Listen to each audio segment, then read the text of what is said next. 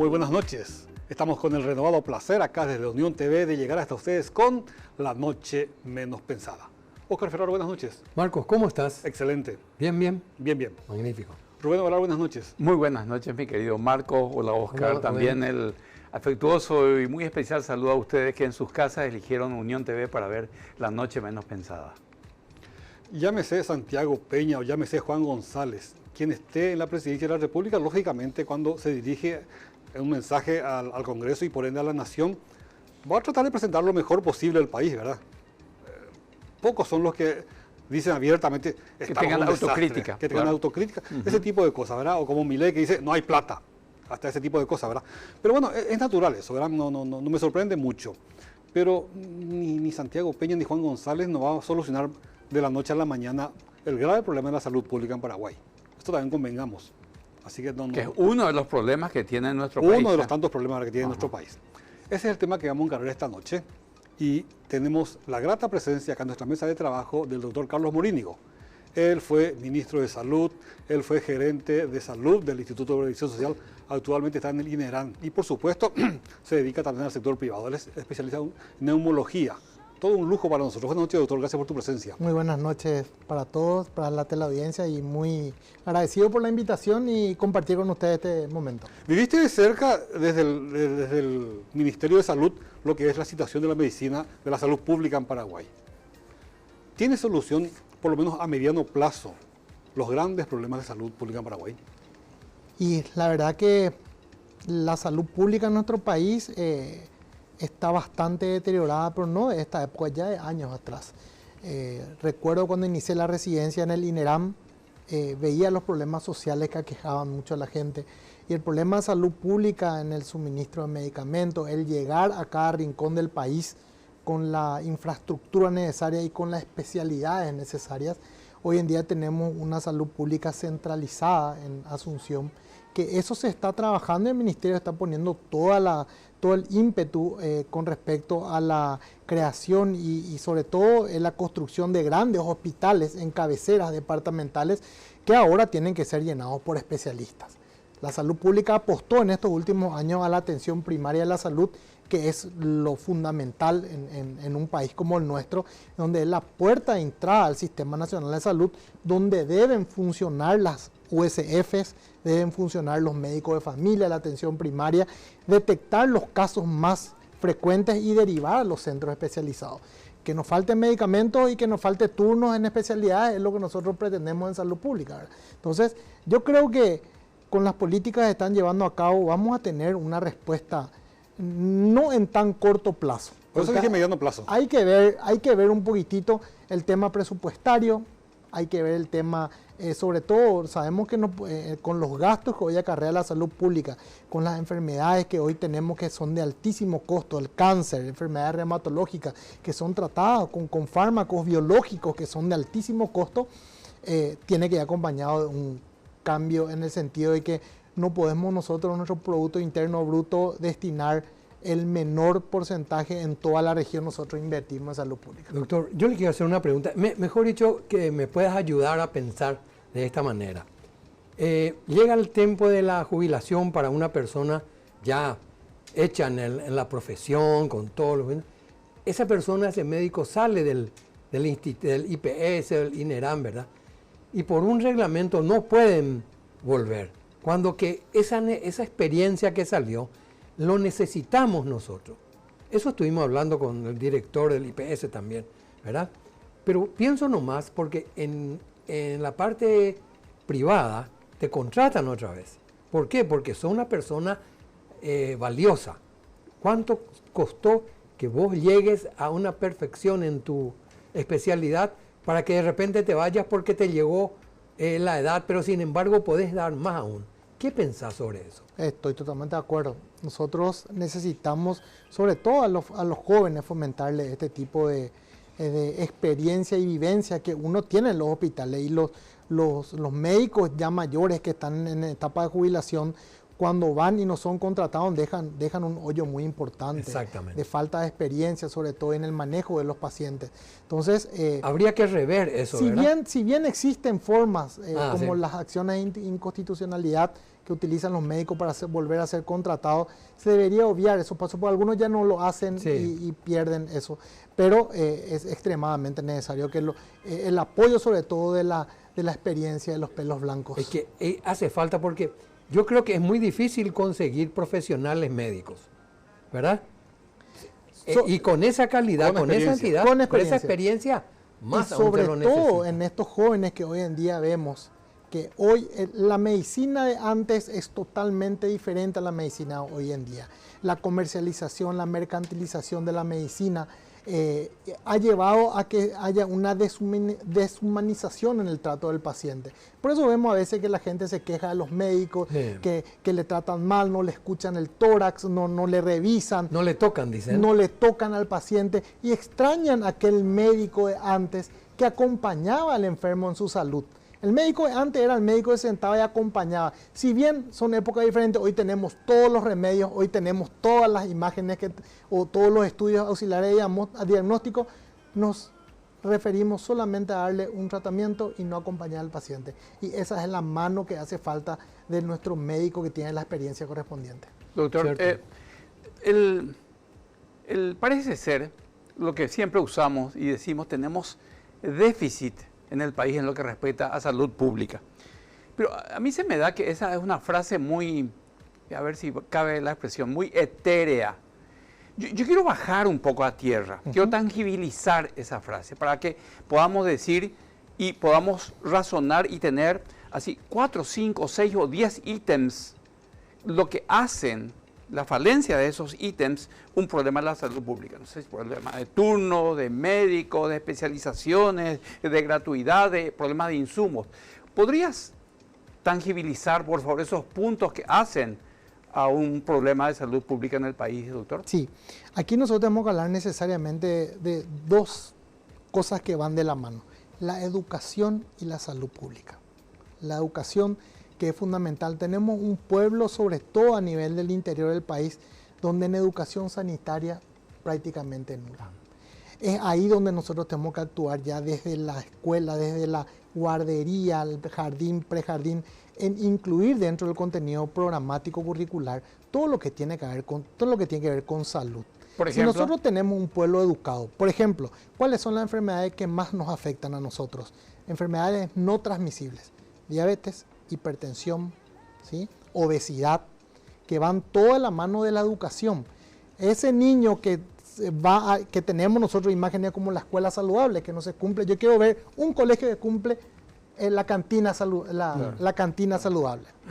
No porque perdemos plata, los chicos quieren comer empanada, quieren comer sabor milanesa, quieren tomar gaseosa. Entonces, necesitamos un cambio brusco en las políticas públicas, sobre todo de educación sanitaria. A partir de ahí nosotros, al tener un pueblo educado, gente educada, con conocimiento de las enfermedades más prevalentes que hay, las arbovirosis. ¿Por qué tenemos dengue hasta hoy en día?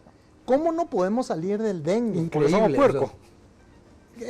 ¿Por qué no actuamos en campañas fuertes dentro de las escuelas para que nuestros niños ya salgan con ese chip cambiado? Yo tengo la experiencia de ir a dar clases de tabaquismo. Hemos cambiado muchísimas formas de pensar en los jóvenes con respecto al tabaquismo. Hoy en día se ha logrado que la gente no te fume más en público, por ejemplo. Sí, es cierto. Y eso fue una lucha pero fenomenal que embarcamos nosotros. Bueno, y entonces eso lo logramos con educación y concienciación. A partir de la educación, ahí pasamos a la parte de salud, en donde, macroscópicamente viendo el Ministerio de Salud, la redistribución de recursos humanos es fundamental. Hay recursos humanos, pero tienen que ser distribuidos en forma correcta. Tenemos que capacitar en educación continua a nuestros médicos egresados y tenemos que controlar su formación en las universidades. No podemos nosotros emitir o quitar al mercado médicos que no tengan las competencias adecuadas para el tratamiento de las patologías más frecuentes en nuestro país. Entonces, ¿qué tipo de médicos estamos quitando? Punto 1. Punto 2. El Ministerio de Salud debe ser contralor con el Círculo Paraguayo de Médicos. Eso es muy importante recalcar. El Círculo Paraguayo de Médicos tiene que tener una postura muy importante con respecto a esto, sobre todo en cuidar lo que es la profesión médica y en la educación médica continua. Una vez que nosotros tengamos nuestros médicos en educación médica continua, ahí van a querer salir al interior. Pues, ¿qué pasa? El médico no se queda en el interior porque dice, no, yo allá me voy y me estanco. No tengo los elementos, no tengo la educación. Entonces, me quedo nomás en Asunción, donde yo me puedo formar, donde yo tengo todas las cosas, y me voy al interior y me pierdo. Y no va a ganar como ganar la Asunción. También. Entonces, incentivar al médico, controlar al médico, supervisar al médico, y no solamente al médico, sino al personal de salud general. Te quiero nomás llegar a lo que dijiste recién, doctor. Y es parte de la institucionalidad cuando hablaste del círculo médico. La primera vez que yo le escuché al presidente del círculo médico fue aquí, donde protestó en contra de las universidades de taller. Y a mí me parece que ese círculo médico tiene que ser más agresivo. Tienen que ser más agresivos los médicos en ese tema médico. Totalmente. No es una cuestión política, es una cuestión profesional. Es una cuestión profesional y sobre todo nosotros tenemos una tarea pendiente, el tema de la colegiatura médica. Nosotros tenemos que tener un colegiado médico, que no tenemos en el Paraguay. Otros países tienen 3, 4 colegiados médicos, nosotros aún no podemos sentarnos los médicos a elaborar un colegiado médico, imagínate. Entonces, hay muchas cosas que nosotros podemos todavía implementar para colaborar en el mejorar la salud pública. Pero fíjate, doctor, y fíjense, Oscar y Rubén, que se cancelaron la creación de nuevas universidades. Sin embargo, una jueza del interior dispone que siga una carrera de medicina en una universidad medio trucha. Entonces, ¿cómo el país puede avanzar así? Y ese es el problema, lo que acabamos de hablar, la mercantilización de la medicina. La pululación de facultades de medicina con otro objetivo que yo creo que va más es por negociado. el tema, exactamente. Yo le voy a decir. Por el tema del lavado de dinero y ver quiénes son los dueños reales de esas universidades, qué están haciendo o por qué están tan interesados en crear eso. Y sobre todo imagínense que nosotros traemos estudiantes de Brasil a estudiar. ¿A qué calidad? Yo les digo una cosa, ¿qué calidad le damos en un aula donde hay 600, 700 alumnos que están estudiando medicina? ¿Dónde practican? Negativo. ¿Qué hacen? ¿Y cómo nosotros le mandamos otro título paraguayo afuera a estos chicos? No le sirve para nada en el Brasil. Doctor, yo te pregunté sobre los problemas más acuciantes de salud para tangibilizar. Y bueno, con buen criterio me hablaste en primer lugar de la educación, en segundo lugar de la parte de recursos. Pero, Carlos, a Aña Lucía, a don Roberto y don Diosdel le importa un pepino el tema de la educación, que es problema de gobierno. Del tema de destinar recursos le importa también pepinos. A él lo que le importa es conseguir el turno por su dolencia enseguida, que le atienda un médico, que haya fármacos gratis, que el tomógrafo esté funcionando y que no haya problemas de insumos. Eso para mí que ahí se tangibiliza el problema de salud pública. Eso no ha sido otro, porque lo otro es en una generación o en 2 generaciones vamos a cambiar seguramente. Es así y es lo que yo inicié explicando el tema de la importancia de la atención primaria. La atención primaria de salud, que es la USF, la Unidad de Salud Familiar. Yo tengo una experiencia cuando fui ministro de Salud, fui invitado a Cuba, al Congreso Nacional de Cuba, en donde he recorrido personalmente las unidades de salud familiar de Cuba, que se encuentran en los distintos distritos, departamentos, hasta goteo de quimioterapia se hace en las USF. Imagínate lo que es. El médico familia conoce absolutamente todas las patologías de la zona que le involucra a él de tratar. Conoce quién es hipertenso, quién es diabético, no le hace faltar su medicamento, no le hace faltar su estudio. Y cada mes hay un bus móvil que pone la gobernación que va a esa zona y hace los controles de ecocardio, electrocardiograma. Nosotros teníamos un proyecto hermoso con respecto a eso. Ahora he visto que el Ministerio de Salud parece que tiene las clínicas móviles. Eso debe ir de la mano y tenemos que actuar en estado conjunto. El Ministerio de Salud solo no va a poder. Para eso existen los consejos regionales, consejos locales de salud, que también deben aportar con los royalties que ellos reciben a la parte de salud. Y ahí los gobernadores son responsables de la salud de cada departamento. Ahí ña Juana, ña Leticia o don Juan va a tener su radiografía, va a tener su turno con especialista. Y hoy en día, que estamos desaprovechando, tenemos la telemedicina. La telemedicina hoy en día lo tratás en su casa al paciente. Lo tratás en la USF con conectividad. le tenés a un neurólogo, le tenés a un neumólogo que le ve. Inclusive los instrumentos que hoy se tienen en telemedicina, que nosotros tenemos en IPS, uno pone, el médico que está en la USF pone en el pecho y yo escucho acá en Asunción cómo late su corazón y cómo sopla su pulmón. Entonces, hay cosas que no estamos utilizando y hay cosas que van a tener mucho rédito en la salud de la población, que al final es el objetivo de la salud pública. Doctor, ya que mencionaste Cuba, en primer lugar, ¿se siguen yendo jóvenes a estudiar medicina en Cuba? Y en segundo lugar, los que volvieron, ¿qué tal el nivel de ellos? Se siguen yendo los colegas a estudiar en Cuba y el nivel que tienen para mí en medicina preventiva es lo mejor. Preventiva. Preventiva. Y es lo que tenemos que hacer. tenemos que hacer. Nosotros tratamos enfermos, no prevenimos que tengan la enfermedad. A eso tenemos que llegar. A mí ya no me sirve tratarle que recibirle a don Juan, que ya tiene su glaucoma o su retinopatía diabética, o que tiene ya insuficiencia renal con la diabetes. Yo tengo que prevenir que llegue a eso. Entonces, estos colegas que vienen de Cuba vienen con una mentalidad de prevención y de educación fenomenal, que acá vienen a aprender a tratar a los pacientes en el sentido que, porque nosotros somos hospitalocéntricos, nuestra salud pública se soluciona en los hospitales. ¿Por qué? Porque no tenemos la prevención ahí en el campo de batalla. Entonces, Cuba, con decirte, y lo que a mí más me emocionó fue cuando fui a Cuba, en el Congreso veo que hay una dirección general de medicina natural. Y yo entro y le hablo con la directora de medicina natural. Me dice, doctor, sí, nosotros tenemos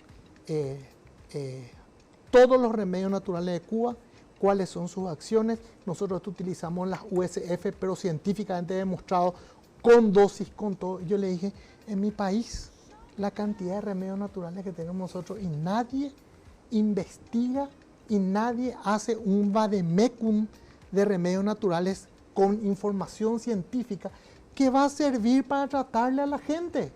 Imagínense. Mire, está usted diciendo algo que hace 2 programas vino acá una persona, una veterinaria, que estaba trabajando becada en diversas partes y que ahora estaba trabajando, su tesis hizo sobre justamente lo que está diciendo. Sobre el beneficio. Entonces, le preguntamos, ¿y por qué no se hace con los otros medicamentos que por todos lados pululan con el tereré?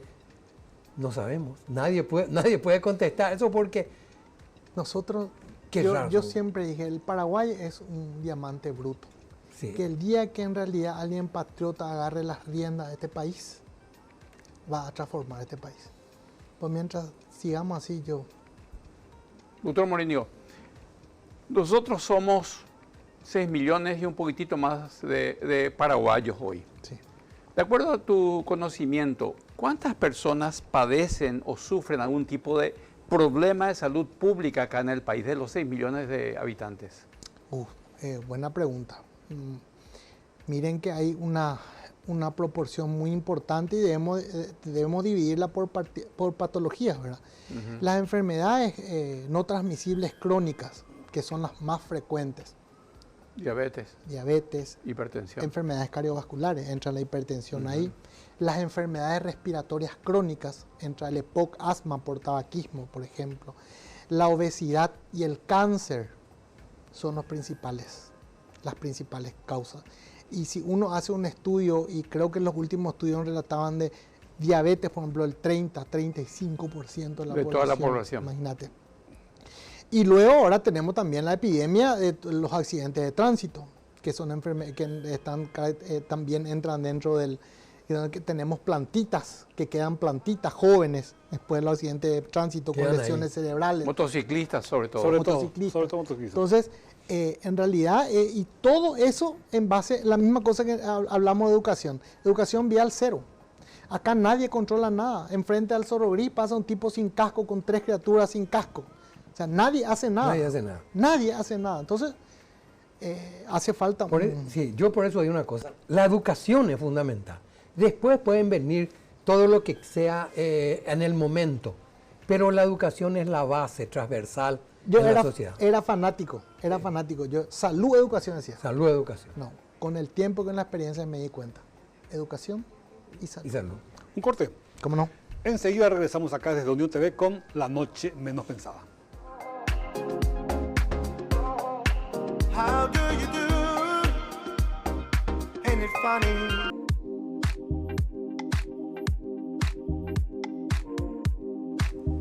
Continuamos acá en Unión TV con La Noche Menos Pensada. Llegamos hasta ustedes a través de los canales 17 en la grilla de Personal Flow, 23 en la grilla de Tigo, 28 en la grilla de Copaco TV y también nuestro sitio web www.uniontv.com.py. Nuestro invitado esta noche es el doctor Carlos Morínigo. Él fue ministro de Salud, él fue gerente de salud del Instituto de Previsión Social, actualmente está en el INERAM. Doctor Morínigo, no te conocemos, o al menos yo no te conozco con trayectoria política y fuiste ministro de Salud. Generalmente en esos cargos son cargos políticos, pero yo no te conozco trayectoria política. Bueno, la verdad que en ese momento yo lo que tengo es una carrera sanitaria. Desde el INERAM he trabajado en aquel entonces ya con el doctor Antonio Barrio, que era el ministro de Salud en esa época. Luego fui al Ministerio de Salud a nivel central y fui su asesor médico en el Ministerio de Salud. Y cuando él ingresó a la carrera política en la parte de senador, en legislativo, me escogió a mí para que yo termine el periodo de su mandato como ministro de Salud. Y ya con una experiencia de trabajar con él varios años, hicimos la continuidad en el Ministerio de Salud. Fue una carrera pesada, me imagino. Y fue difícil, pero había equipo. Había un equipo muy formado ya que fue conformado por él y terminamos y logramos en esa época el impuesto al tabaco que le quitamos a Lea Jiménez, recuerdo, en sendas batallas para pagar nuestra deuda por los medicamentos. Siendo honor colorado en el gobierno. Jamás se metió el señor don Horacio Cartes en ninguna determinación con respecto a mi persona contra el tabaquismo. Nunca. Doctor Morínigo, quiero irme un poco a hablar de IPS como fuiste gerente de salud del Instituto de Previsión Social. Así en grandes números, hoy IPS tiene aproximadamente 1.600.000 asegurados, de los cuales 900.000 son aportantes y 600.000 beneficiarios. Se le suma a eso unos 90.000 personas que son jubiladas, las personas. Pero IPS no se salva de esa crítica también dura pero realista del problema de la salud pública. Turnos que no existen, call center que uno tiene que llamar y esperar 4 o 5 horas o no se le atiende, fármacos como los sartano, tansulosina, que son de consumo habitual, no tienen insumos para cirugía o fechas para una cirugía programada que dan hasta casi un año o 12 o 15 meses en el futuro. Y problemas de atención, inexistencia de médicos, y sigue la lista. ¿Cómo está? ¿Y cómo se puede solucionar eso, doctor Morínigo? El IPS como seguro social nació con un propósito espectacular con respecto al seguro del trabajador. Con el correr de los años, con una carta orgánica ya antigua, esto se fue complejizando. Vos mismo lo dijiste, tenemos 1.200.000 cotizantes y después tenemos los beneficiarios, que de repente tenemos un cotizante, y imagínense, por eso yo estudié todo y analicé todo cuando estaba como gerente de salud. Tenemos un cotizante y tiene beneficiario la esposa, los hijos, por el costo de uno, y de repente la esposa ya no se asocia, o sea, ya no se asegura al IPS porque el patrón le dice, no, vos tenés lo seguro, porque yo no te voy a hacer figurar en IPS, vos ya no vas a cotizar. Imagínate lo que es. Y el costo hoy en día de las enfermedades ha subido el triple con respecto a lo que es la cotización del seguro que se paga al IPS. Nosotros tenemos pacientes, y te doy mi especialidad misma, neumología, pacientes que retiran medicamentos por 1.800.000 guaraníes mensual y aportan 230.000 guaraníes. Y toda la familia, haciendo una suma, retira como 8 o 9 millones de guaraníes en medicamentos, solo medicamentos, sin contar lo que es el costo de la atención médica, los estudios laboratoriales y todo. Eso es por mes, 8 millones o 9 millones por mes. Y el que cotiza paga 230.000, 250.000. Y ese 250.000 guaraníes le cubre salud y jubilación. Imagínate lo que es. Entonces, hay un desfasaje enorme. Por eso es que hoy en día se puede decir que el IPS está pataleando por todos lados, tratando de ver de dónde recaudar más.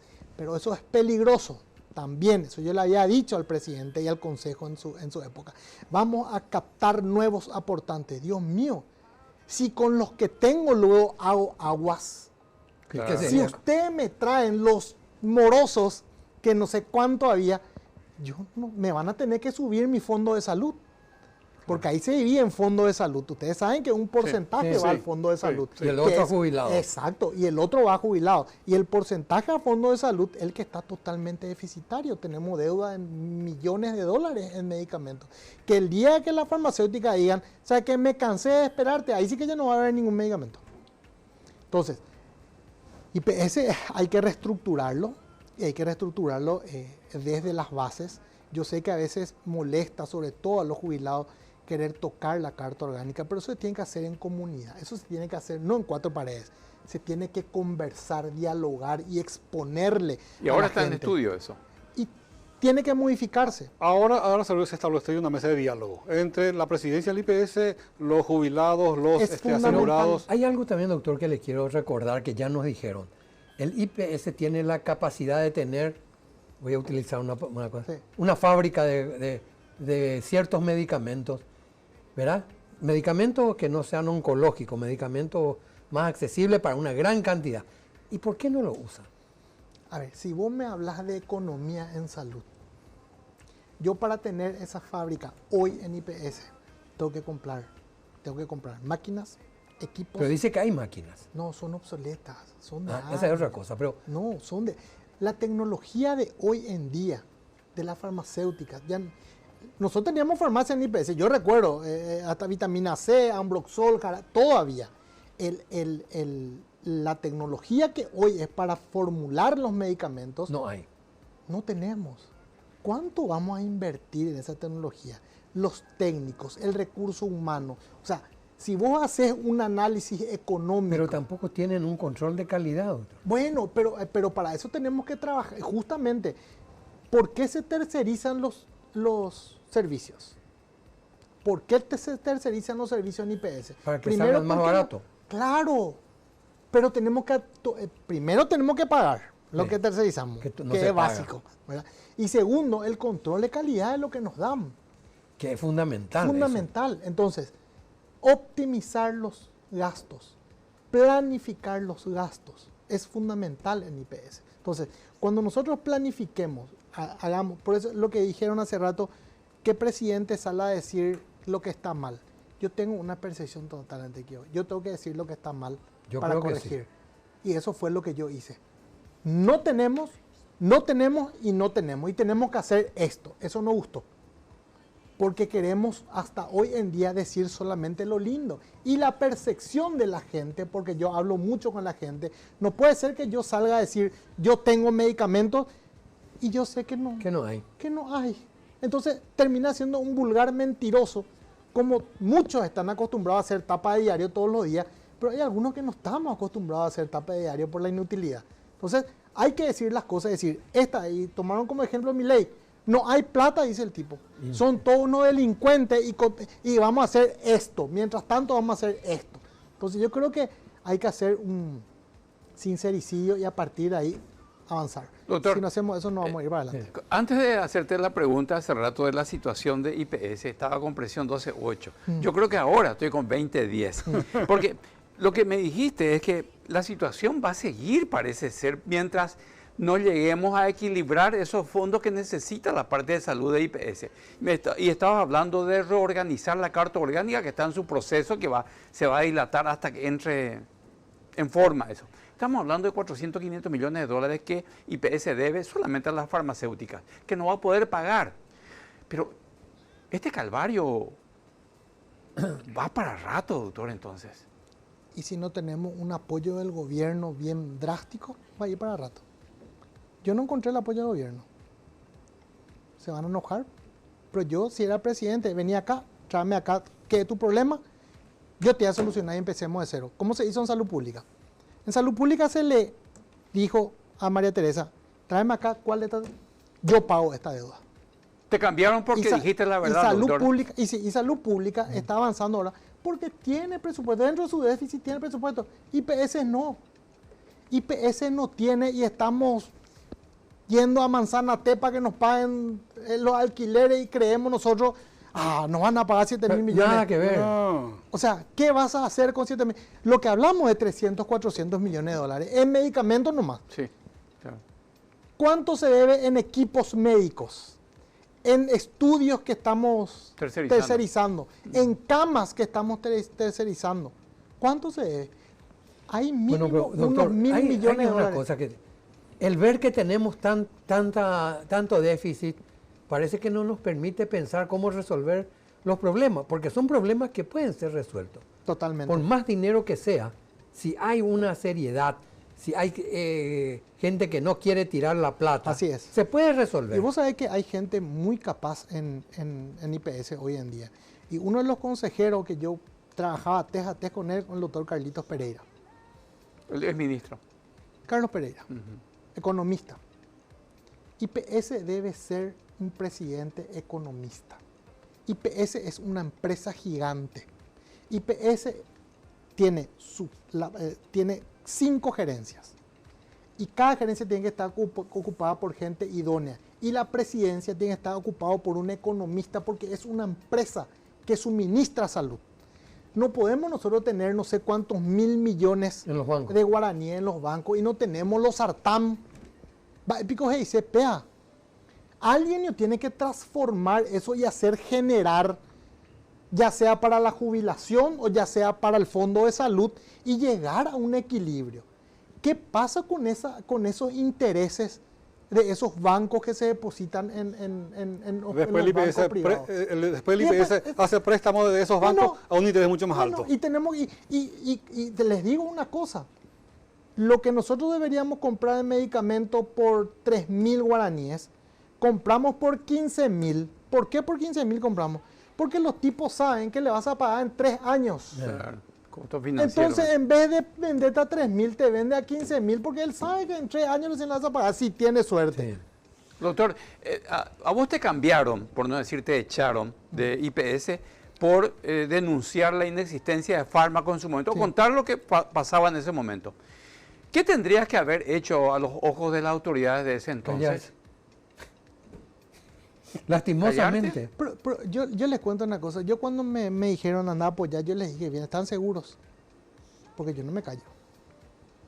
Si ustedes quieren hacer bien las cosas, voy a ir a hacer bien las cosas. O si no, pero no iba a renunciar tampoco. Échenme. Échenme. Pero renunciar nunca. Y lo que yo tenía de ventaja es que yo salía a hablar desde el primer momento de cuál es la situación. No le gustaba a ellos que yo diga que el IPS es un Titanic hundido. No le gustaba. Y hasta ahora es un Titanic hundido. Hasta ahora. Manifestaciones por todos lados, hacen aguas por todos lados. O sea, hay que contar la realidad en la que estamos. ¿En Porque- cuántos años se puede reflotar ese Titanic hundido que es el IPS, doctor? Una pregunta Vaya. súper difícil es la que haces. Yo creo que en menos de 5 años no va a poder Imposible. ser. Pero el tiempo es relativo. Voluntad es lo importante. Voluntad política. Voluntad política. Voluntad política y sobre todo identificar dónde está el problema y hacer una barrida general de la gente que sabemos que no tiene que estar ahí. Pero por supuesto no puede luego ir adelante si tenés en el consejo un seccionalero. Tenés una persona que está que carga un proceso judicial encima por malversación de fondos y está decidiendo la suerte de millones y millones de dólares. Mi mamá es jubilada bancaria. Cuando mi vieja me dijo, mamá querida, ¿quién es tu consejero? Me dijo. ¿Te acordás cuando vos estabas en la facultad y yo me tuve que ir a trabajar afuera? Porque la caja tal cosa. Y ahí tu consejero es uno de los responsables. ¿A quién te referís, doctor? Ustedes Vic- saben. sabes. Víctor y Fran. No, está bien, no. Sí. Es cuando todo el mundo sabe. Todavía carga un proceso judicial y está como consejero del entonces, IPS. ¿qué es lo que uno pretende? Él tiene que decidir lo que yo tengo que comprar. Imagínate, ¿no? Él tiene que decidir lo que yo necesito darle a mi paciente. ¿Te parece? No, totalmente equivocada es la cosa. Doctor, ¿por qué no habían fármacos? No, no tenías ni tampoco hay recursos. Y en primero acababan no recibíamos por falta de pago, ¿verdad? Por falta de pago algunos medicamentos, otros eran por la magnitud, la utilización masiva de los fármacos, ¿verdad?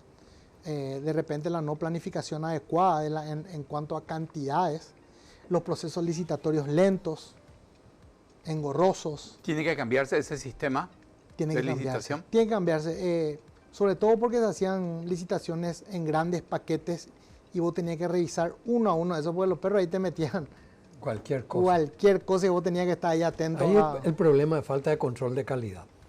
Se necesita. La gerencia de salud que yo tomé era un ente que firmaba resoluciones, así que venía nomás ya y no, vos tenés que firmar nomás, doctor. No, yo no voy a firmar nomás, yo quiero analizar, mandar a regulación farmacéutica que analice, yo quiero trabajar con logística. Y ahí ya empezó. ¿Por qué vos te vas a meter en ese? Porque yo sé. O sea, yo no iba a hacer un pasamano nada más de las cosas. Para que después sea yo el responsable de que no haya tal o cual medicamento o se haya comprado otro medicamento que no necesitábamos. Por eso en su momento Aníbal Filártiga dijo, no, acá yo no me quedo. A los 5 15 días. O 5 días, O sí. sea, no estuvo un mes.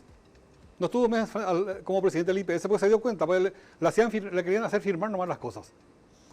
Doctor, mucha gente que padece hoy de cáncer tiene inconveniente y tiene que salir a la calle a hacer ruido por la inacción de IPS. Esa gente va a morir, va a fallecer lamentablemente. Sí. ¿Es así? ¿Y sí? Sí, es que no murieron ya muchos. Es una inhumanidad. eso. Imagínate que en IPS, y esto me van a afirmar los colegas, vamos a hablar del punto específico de cáncer. Nosotros compramos los medicamentos de mayor alto costo para cáncer en general en el IPS. Tratamientos biológicos, que son costosísimos. Estamos hablando de 20, 30 millones cada ampolla que se aplican, todo eso. Y en IPS nosotros no podemos, tenemos un servicio de anatomía patológica, que es el médico patólogo que revisa y dice qué tipo de cáncer y todo lo demás. Nuestro servicio de anatomía patológica es un servicio de anatomía patológica de los años 70. Pero nosotros tenemos el mejor medicamento del mundo.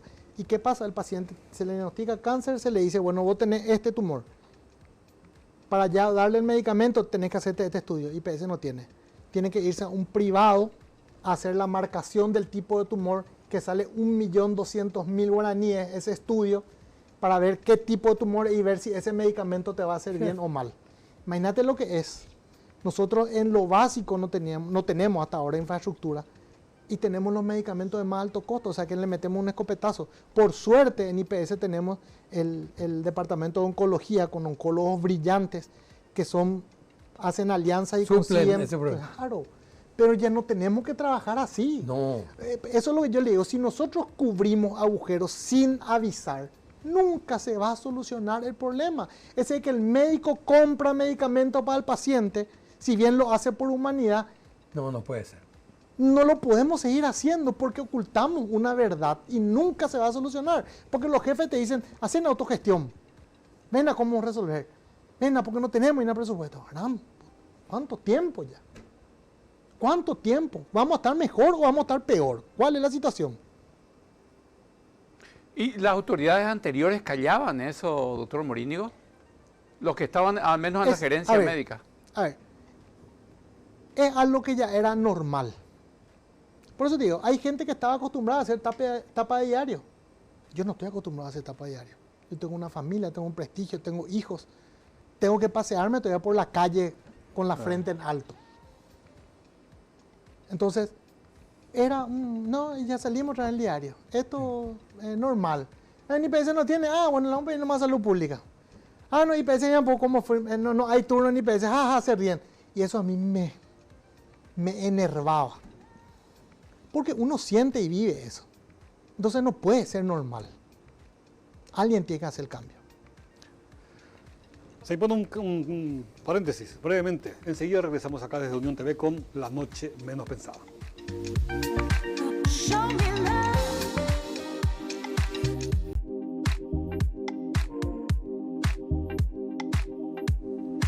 Seguimos acá en Unión TV con La Noche Menos Pensada.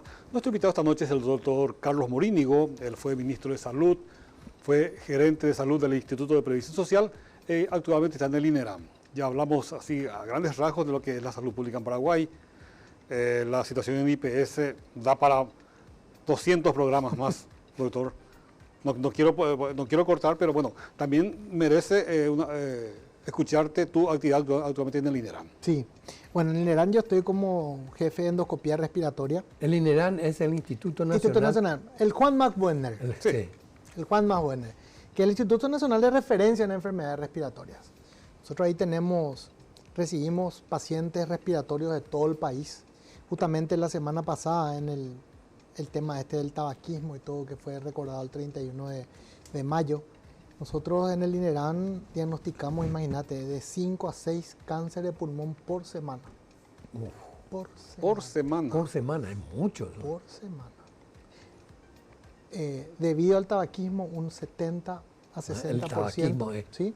Y el resto a otras causas. ¿verdad? Perdón, ¿dentro del tabaquismo se incluye el vapeador? Hoy en día ya se incluye. Hoy en día ya se incluye. Si bien no hay evidencia aún de que causen cáncer de pulmón por el tiempo exacto, corto. Probablemente en años posteriores vamos a tener ya.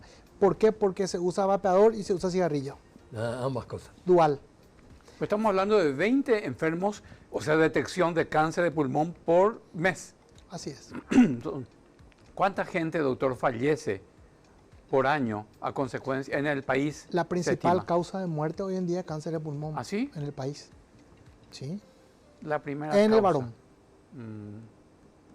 En el varón. Y el 70% se debe a 70% del tabaquismo. fumar. Así es. Entonces, nosotros tenemos una tarea bastante difícil también en el INERAM con respecto a este tipo de pacientes, porque las enfermedades que nosotros tratamos son enfermedades invalidantes.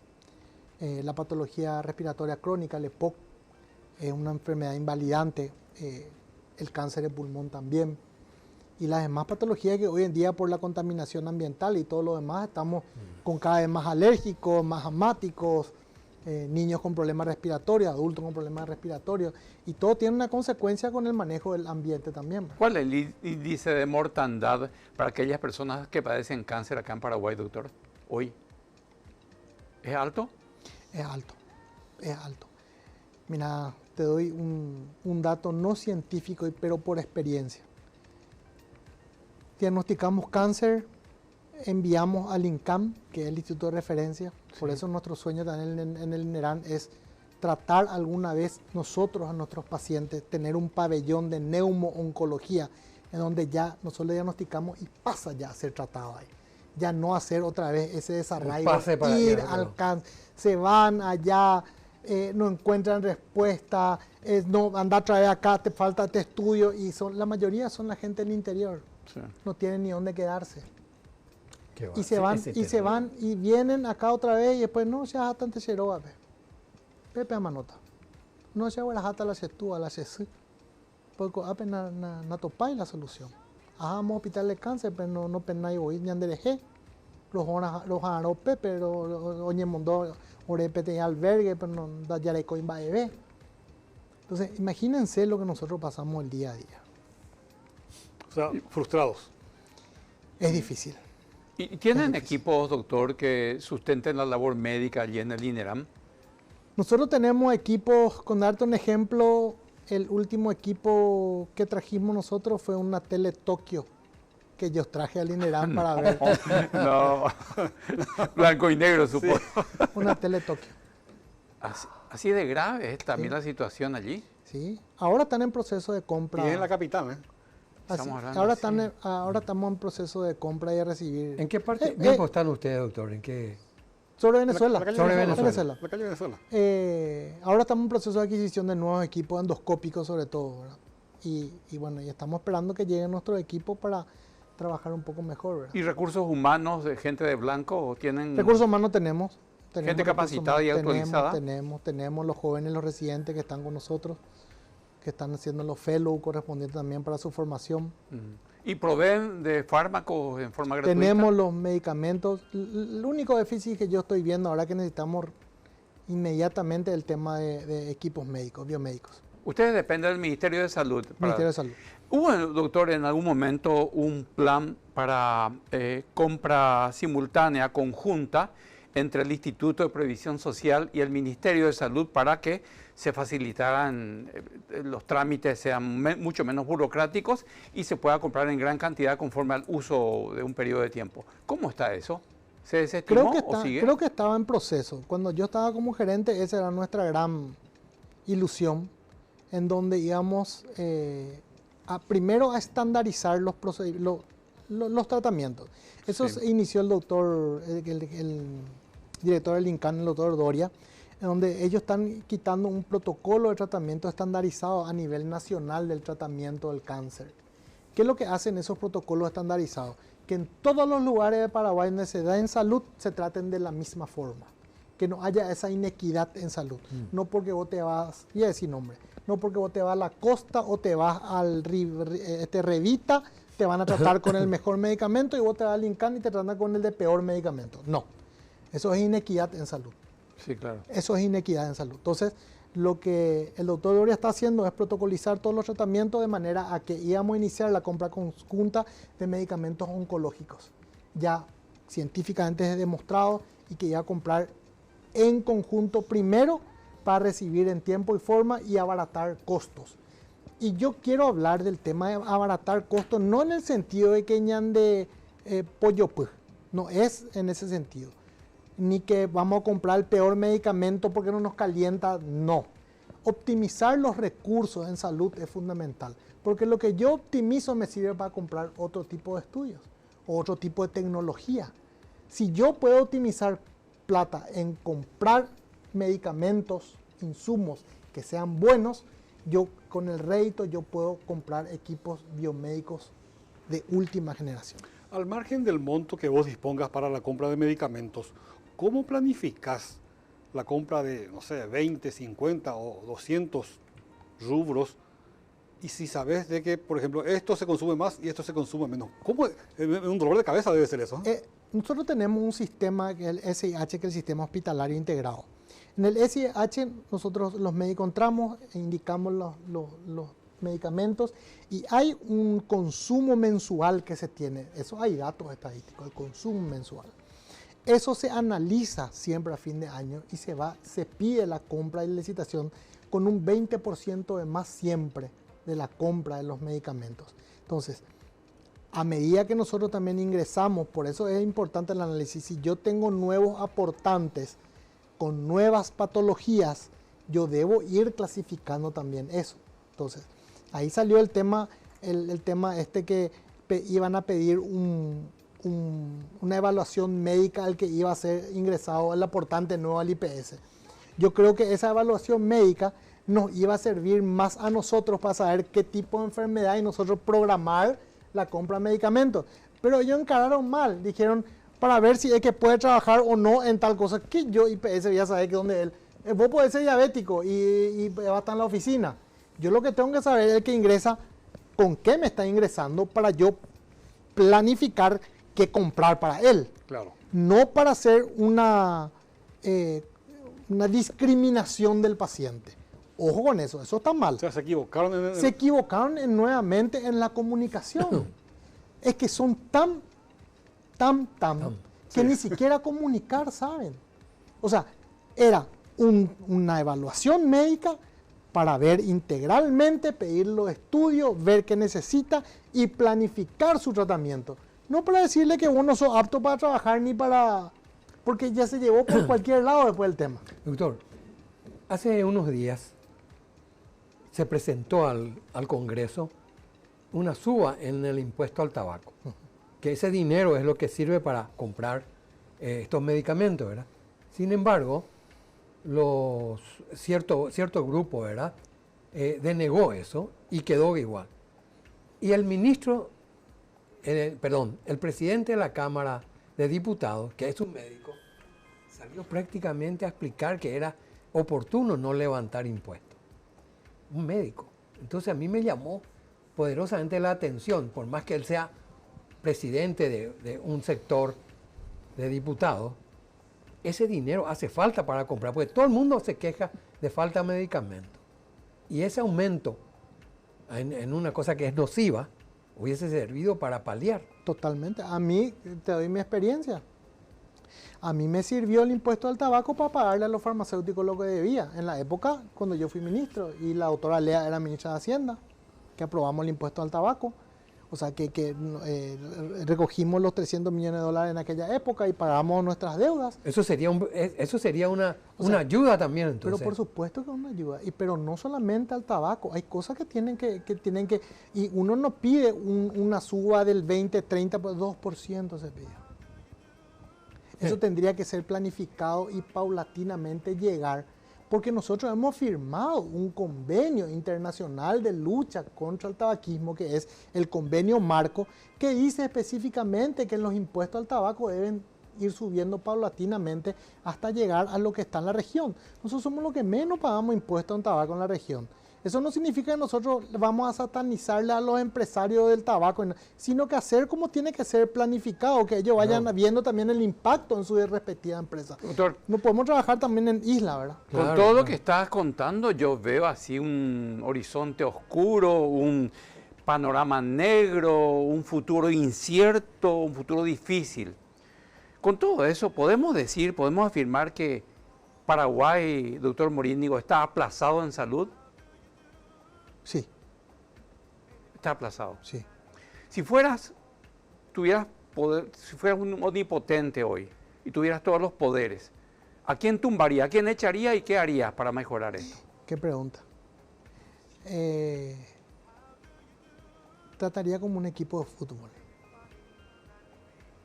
Elegirían lo que está en el banco de suplente para ver otra perspectiva. No necesariamente echar.